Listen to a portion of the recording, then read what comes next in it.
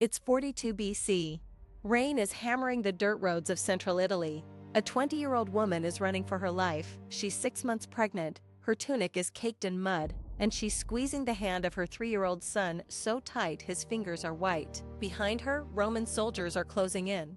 They work for Octavian, the man who just won the Civil War, the man who will become Augustus, the first emperor of the entire Roman world. He has put a price on her head. Her husband was his enemy. Her whole family is marked for death. To everyone alive at the time, she was nothing.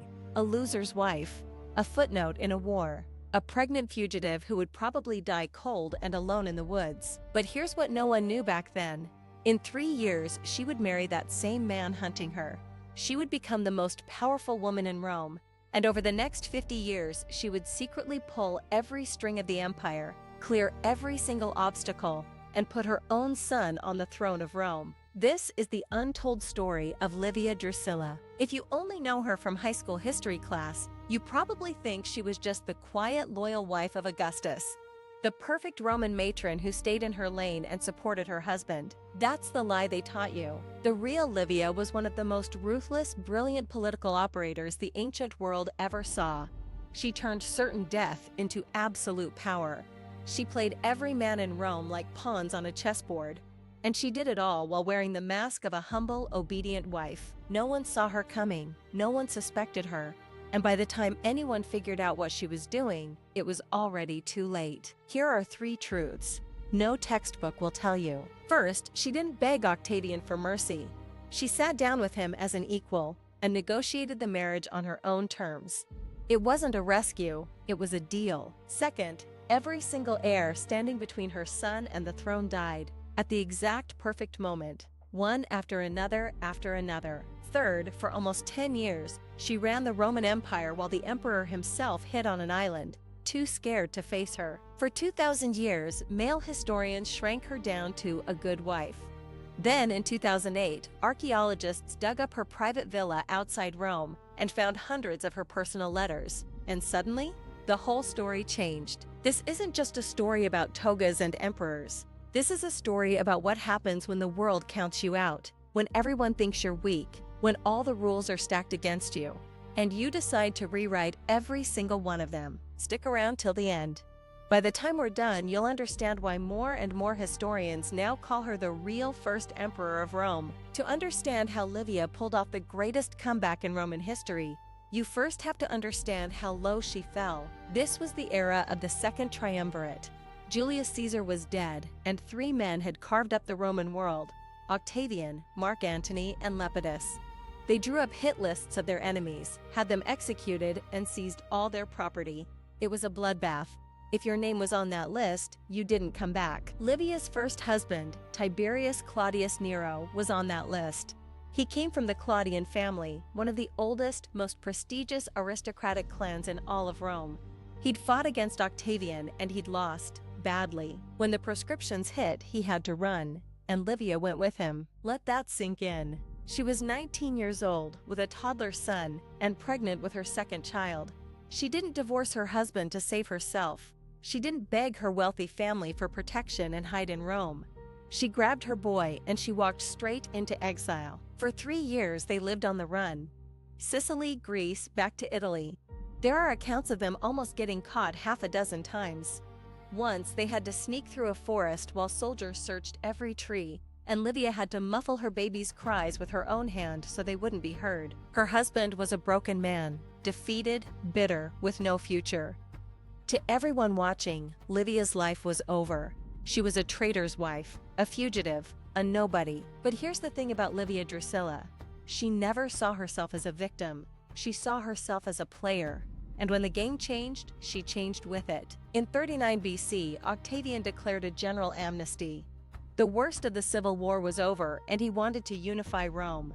Old enemies could come home, as long as they swore loyalty. Most people in Livia's position would have been grateful just to survive. They would have laid low, raised their kids, and thanked the gods they weren't dead. Not Livia. She came back to Rome, and she didn't hide. She walked right back into aristocratic circles. Because she had something Octavian desperately needed. See, Octavian was young. He was Julius Caesar's adopted son, but he wasn't from an old noble bloodline. A huge chunk of the Roman Senate hated him. They saw him as an upstart warlord who'd stolen power by force. He had the army, but he didn't have respect. He needed credibility with the old guard. And Livia? She was a direct line to the most prestigious families in Rome. The Claudians, the Livians. These were names that commanded loyalty across the entire elite class. If Octavian married her, he wouldn't just be marrying a woman. He'd be buying an entire network of political support. Livia knew this, and she used it. This is the part almost every history book skips. Livia didn't just catch Octavian's eye with her beauty. She engineered their meeting. She leveraged her family connections. She made it clear that a marriage to her wasn't a prize for him. It was a partnership, a deal. She was 21 years old, a fugitive with 2 kids, and she sat across from the most powerful man in the world and negotiated her way to the top. And it worked. In 38 BC, Octavian divorced his second wife Scribonia, literally the day after she gave birth to his only daughter, and announced he was marrying Livia. Rome lost its mind because Livia was still pregnant with her second son, Drusus. She was literally carrying another man's child, and the ruler of Rome was marrying her. This was unheard of, scandalous, even by Roman standards. Octavian's own family was furious. His sister Octavia, the beloved golden girl of Rome, the woman everyone thought was the real lady of the imperial house, hated it. The senators whispered behind their hands. Everyone asked the same question: what spell did this woman cast on him? But no one was asking the real question: what did Livia promise him? We know the marriage was an instant political success. The old aristocracy softened toward Octavian almost immediately. Livia worked behind the scenes, mending fences, building alliances, turning lifelong enemies into quiet allies. She was his secret diplomat, and she was brilliant at it. Just 3 months after the wedding, she gave birth to Drusus. Octavian didn't even pretend the boy was his. He publicly acknowledged him as the son of Tiberius Claudius Nero. He even became the boy's godfather. Let that sink in. The most powerful man in Rome married a pregnant enemy widow and then helped raise her kids. That's how valuable Livia was to him. To the people of Rome, this was a fairy tale. The poor widow gets saved by the great emperor and lives happily ever after. But if you were paying attention, you'd know. The fairy tale was just the mask. Everyone thought Livia had won the lottery, that she'd hit the jackpot by marrying the emperor. But they had it backwards. Octavian thought he was getting a loyal wife and a political alliance. He had no idea he'd just invited the greatest strategist in Rome into his own house, and she was just getting started. For the next 40 years, Livia played the role of the perfect Roman wife, and she played it so well, almost no one saw through it. Publicly, she was the model of Roman virtue. She wove her own cloth. She managed the imperial household like a military operation. She never flaunted her wealth. She was pious, modest, and completely devoted to her husband. Augustus loved this image. He was pushing a massive moral reform campaign across the empire. He wanted to bring back old-fashioned family values, to make Rome pure and strong again. And Livia was the perfect poster child for his agenda. He bragged about her to the Senate. He had statues of her put up in temples. Poets wrote odes to her as the ideal Roman woman. To the entire empire, she was nothing more than a quiet, supportive spouse. And for a while, even Octavia, the emperor's sister, thought she had her measure. She saw Livia as a quiet, grateful widow who knew her place. She still saw herself as the real First Lady of Rome. She had no idea Livia was already outplaying her. Livia never fought Octavia openly. She never argued. She never undermined her in public. Instead, she did something far smarter. When senators were angry and needed to be calmed down, Livia would send them gifts, listen to their complaints, and fix their problems quietly.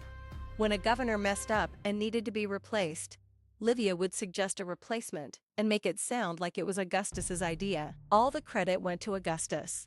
All the goodwill went to Livia. Meanwhile, Octavia got stuck with all the bad news. She was the one who had to tell people no. She was the one who took the blame for unpopular decisions.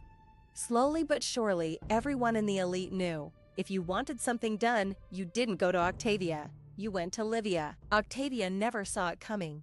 By the time she realized what was happening, it was too late. Livia already ran the palace. But behind closed doors? She was running far more than that. See, Augustus trusted her completely. He talked to her about every major decision, every law, every war, every political fight. He ran it by Livia first, and she didn't just listen, she gave advice. She planned strategy.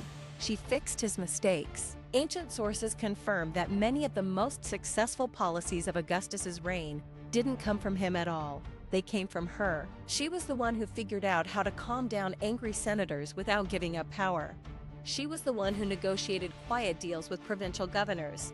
She was the one who knew every secret, every weakness, every leverage point in the entire Roman elite. And how did she know all that? Because she built the best intelligence network in Rome. Livia couldn't vote in the Senate. She couldn't hold public office. Roman law gave her almost no official power. But she had something better: freed slaves. In ancient Rome, when a wealthy family freed a slave, that freedman owed their entire life and loyalty to their former master. Their career, their status, their money, all of it came from the person who freed them. Livia freed dozens of her slaves and put them in key positions all across the empire. Some worked in the imperial treasury. Some worked as personal secretaries for senators. Some traveled as messengers to every province. Every single one of them reported back to her. So while senators were giving grand speeches in the forum, Livia already knew what they were going to say before they said it.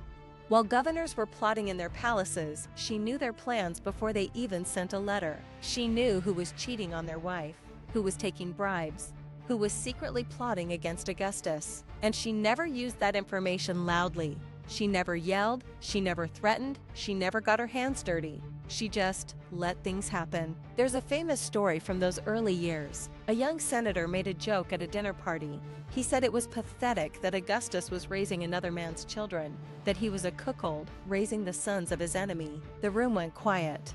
Everyone knew you didn't talk about the emperor that way, but everyone also thought it was just a stupid joke. No one would get in real trouble for it. 6 months later, that senator was ruined. He was charged with embezzlement, stripped of his title, and banished from Rome forever. His entire family was disgraced. No one could prove who leaked the evidence. No one even tried.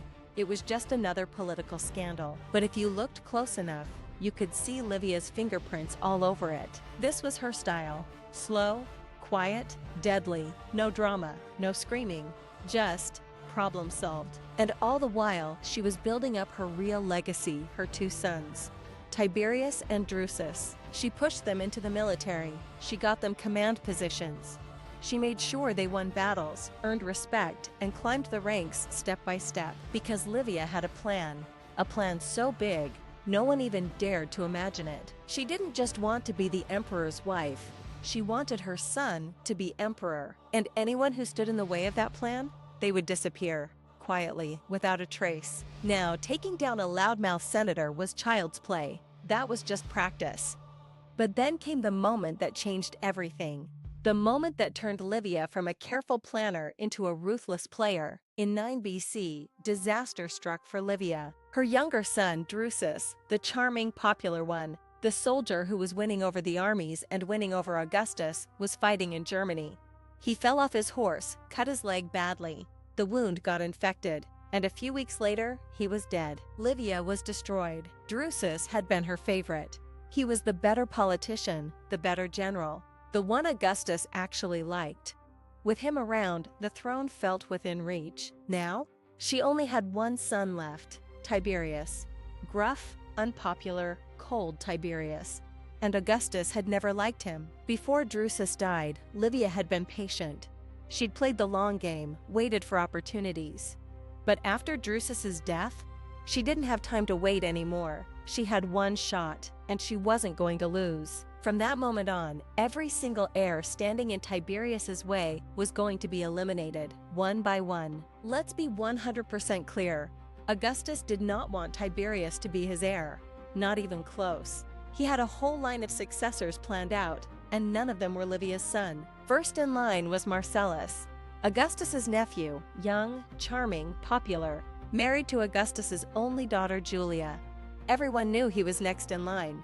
He was the future of Rome. To Tiberius, Marcellus was a brick wall, a wall he could never climb over. No matter how many battles he won, no matter how good he was, he would always be second. Because Marcellus was blood. But to Livia, Marcellus was just the first obstacle. In 23 BC, everything changed. Augustus got really sick, deathbed sick. The entire empire held its breath. Everyone assumed he would name Marcellus as his official heir right there, in front of the whole Senate. And then, suddenly, Marcellus got sick too. He was only 19 years old, healthy, strong. Out of nowhere, he came down with a fever. And in just a few days, he was dead. Augustus survived, but his chosen heir was gone. The official story? It was a plague, a tragic coincidence. But here's the tiny detail no one talks about. The doctor who treated Marcellus in his final days? A man named Antonius Musa. After Marcellus died, Augustus was furious. Most doctors would have been executed for failing the heir, not Musa. He was promoted straight to the head of the entire imperial medical staff. And who had recommended him for the royal household years earlier? Livia. Coincidence? Maybe. But it was the first in a very long line of very convenient deaths. And every single one of them benefited exactly one person. Next up, Agrippa, Augustus's right-hand man, his best general. The husband of his daughter Julia and father of his two grandsons, Gaius and Lucius. Agrippa was the most powerful man in Rome after Augustus. And if Augustus died early, Agrippa would run the empire until the boys grew up. He was a massive roadblock for Tiberius. There was no way Tiberius could ever take power while Agrippa was alive. In 12 BC, Agrippa got sick. He was 51 years old, healthy, in the middle of a campaign. Sudden fever, dead within a week. Once again, official story, natural causes, tragic loss. Once again, Livia's head of medicine was right there, attending to him. With Agrippa gone, Augustus's two grandsons, Gaius and Lucius, were now the official heirs. Augustus adopted them both when they were little. They were young, beloved by the people, and everyone knew one of them would be the next emperor. Tiberius was still an afterthought, so Livia had to take them out too. But she couldn't just kill two little boys. That would be too obvious. So she went after their mother first. Julia was Augustus's only child. He loved her, but he was also obsessed with his moral reform laws. He'd made adultery a serious crime punishable by lifelong exile, and he expected his own family to follow the rules perfectly. Livia knew this, and she used it like a weapon. She didn't just leak evidence of Julia's affairs. She built the whole trap. For years, she quietly promoted a young man named Aulus Antonius, Mark Antony's son, up the political ranks. She made sure he got access to the palace. She made sure he and Julia spent time together. She fed the flame, slow and steady. Then, when the time was perfect, she didn't go to Augustus herself. She leaked the evidence to the most conservative, moralistic senators in Rome. The ones who hated Julia, who loved Augustus's laws. They did her dirty work for her. They publicly accused Julia. They laid out all the proof. Letters, witnesses, dates, places, everything. Augustus was furious, humiliated. His own daughter breaking the very laws he'd forced on the entire empire. He didn't just ground her, he disowned her. He banished her to a tiny barren island where she would live out the rest of her life alone. She never saw her sons again, and the whole time Livia pretended to be heartbroken. She begged Augustus to show mercy. She said Julia was just young and foolish. She played the role of the kind, forgiving stepmother perfectly. No one suspected a thing. And just like that, Gaius and Lucius lost their biggest protector. Their mother was gone. Their grandfather was old and overworked. They were just two kids, alone in the imperial court. And Livia? She was right there, watching, waiting. Now, do we have signed proof Livia set Julia up? No. But who had the most to gain? Who had the best spy network in Rome? Who had every reason to take Julia down? You do the math. With Julia gone, it was only a matter of time. First, Lucius, the younger of the two boys. He was 19 years old, on his way to Spain to take command of the army. He stopped in Gaul on the way, and then he got sick. Sudden, violent fever. Dead within days. That was 2 AD, and here's the detail that gives you chills. When Lucius died in Gaul, Livia was conveniently on a religious pilgrimage just 30 miles away. She never visited him. She never made a big public show of grief. But her personal physician? He was seen entering Lucius's camp the night before he got sick. 2 years later, Gaius, the older brother, Augustus's favorite, the clear heir to the throne, was leading a campaign in Armenia.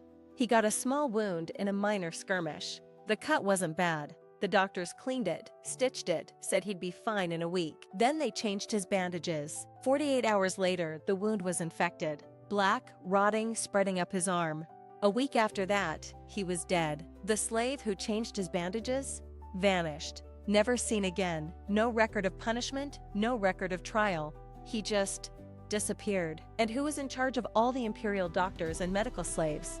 The same man Livia promoted 20 years earlier after Marcellus died. Just like that. In 2 years, both of Augustus's hand-picked heirs were dead. The entire empire was shocked. Augustus was destroyed. He'd spent decades grooming these boys. They were the future of his dynasty. And now they were both gone. He had no one left. No one except Tiberius. Alright, let's take a second. Drop a 1 in the comments if you think Livia was behind these deaths. Drop a 2 if you think it was all just terrible, terrible luck. I'm genuinely curious what you think. Because here's the thing. We will never have a smoking gun. We will never find a signed order from Livia saying kill them. But let's do the math. 4 heirs, 1 powerful general. All dead, one after another. Every single one removes an obstacle between her son and the throne, and every single time her people are right there in the background. At a certain point, coincidence stops being coincidence. In 4 AD, with no other options left, Augustus officially adopted Tiberius. He named him his son and his heir. Livia had done it. 50 years earlier, she was a pregnant fugitive running for her life in the mud. Now her son was the next emperor of Rome. It had taken her 20 years. 20 years of patience, 20 years of planning, 20 years of watching and waiting, and quietly removing every single person in her way. No one had seen it coming. No one had suspected her. She'd spent decades playing the perfect wife, the perfect mother, the perfect Roman matron. And all along, she'd been playing the longest game in Roman history. But here's the thing. Getting her son on the throne wasn't enough for Livia. She didn't just want her son to be emperor, she wanted to rule. And that's exactly what she did. In 14 AD, Augustus died. Tiberius became the second emperor of Rome. And Livia? She became the most powerful woman in the history of the Western world. The Senate gave her a title no woman had ever held before, Augusta. What did that actually mean? It meant she was officially equal to the emperor. She had her own bodyguard, her own official staff. Her birthday was declared a public holiday. Statues of her were erected in every province of the empire. She could write letters to the Senate, and they had to treat them like imperial orders. She could appoint governors. She could pardon criminals. She could shape the law. Officially, Tiberius was the emperor. But everyone who mattered knew who was really in charge. Ancient writers tell story after story of Senate meetings where Tiberius would propose a law, and the senators would argue about it for hours. Then Livia would send a single note to the room, and they'd vote yes immediately. No debate, no discussion. Once, Tiberius tried to promote one of his closest friends to be consul, the highest political office in Rome. He sent the name to the Senate, confident it would pass. The next day, he found out they'd voted for someone else entirely, a man no one had even heard of. A man who just happened to be one of Livia's most loyal freedmen. Tiberius said nothing. He didn't argue. He didn't fight it. Because he knew. He was emperor in name only. Tiberius hated it. He was a grown man, a respected general, a tough, experienced politician. But he was terrified of his mother. He tried to push back. He tried to take power for himself. But every time he did, Livia would remind him exactly how he got there. She'd remind him that he wasn't Augustus's first choice, that he was only emperor because of her, and he'd back down. Every single time. After a few years, Tiberius couldn't take it anymore. He left Rome. He moved to the island of Capri, and he never came back. He told everyone he was tired, that he wanted a quiet life of contemplation. But everyone knew the truth. He was running from his mother. He couldn't stand being in the same city as her, knowing she was the one really running the empire. So Livia stayed in Rome and ruled. For almost 10 years, she was the de facto ruler of the Roman Empire. The emperor was off on an island, and the empress was running the show. Think about that. A woman who was once a hunted fugitive. A woman who couldn't even vote. A woman who the entire world thought was just a quiet housewife. She didn't conquer armies. She didn't give speeches in the forum. She didn't put on a crown and declare herself queen. She just worked within the system. She used the rules that men made. and she beat them at their own game. She didn't break the rules, she mastered them. And in the end, she had more power than any senator, any general, any emperor before her. She lived to be 86 years old. That's an incredible age for the ancient world. She saw her son become emperor. She saw the empire grow and prosper. She saw everything she'd planned for come true. And when she died in 29 AD, she was deified. The Senate declared her a goddess, just like her husband Augustus, a goddess. A woman who started her life running from the emperor and ended it as a god. That's the arc of Livia Drusilla. That's the story they don't teach you in history class. But here's the saddest part of all. After she died, the men who wrote history did everything they could to erase her legacy, to turn the most powerful woman in Rome into nothing more than a good wife. If you pick up most history books about the Roman Empire, Livia is a footnote. She's Augustus's wife, Tiberius's mother, a quiet, virtuous woman who stood by her man. The ancient Roman historians were all wealthy men. They couldn't wrap their heads around the idea that a woman could be that smart, that ruthless, that powerful. So they rewrote her story. They said she was just lucky. They said Augustus married her for love. They said all those deaths were just coincidences. They couldn't admit that a woman had outplayed all of them, that she'd beaten every single man in Rome at their own game. They had to make her small. They had to turn her into a wife and a mother and nothing more. Because if they admitted how powerful she really was, it would break everything they believed about the world. For 2,000 years, that was the story. The quiet, loyal wife, the perfect Roman matron. Then in 2008, archaeologists started digging under Livia's villa outside Rome, and they found something incredible. Hundreds of fragments of private letters, written in Livia's own hand. Letters to provincial governors, discussing tax policy and military deployments. Letters to senators, negotiating votes and political deals. Letters to her sons, giving them advice on how to rule. Letters that proved beyond any doubt that she was running the empire. All those policies historians gave Augustus credit for? A lot of them were hers. All those political wins they said were Tiberius's? She planned them. For 2,000 years, male historians called her a good wife. Then we found her letters, and suddenly the whole story changed. The truth is still there. If you look between the lines, if you connect the dots, you can see her. The quiet woman in the corner, watching everything, planning everything, winning everything. She didn't need a crown. She didn't need a title. She didn't need anyone to cheer for her. She just needed to win, and she did. So let's talk about it. What do you think? Was Livia Drusilla a villain? A cold, ruthless killer who destroyed families and ended young lives to put her son on the throne? Or was she a survivor? A brilliant woman who lived in a world that gave her no power and took it anyway?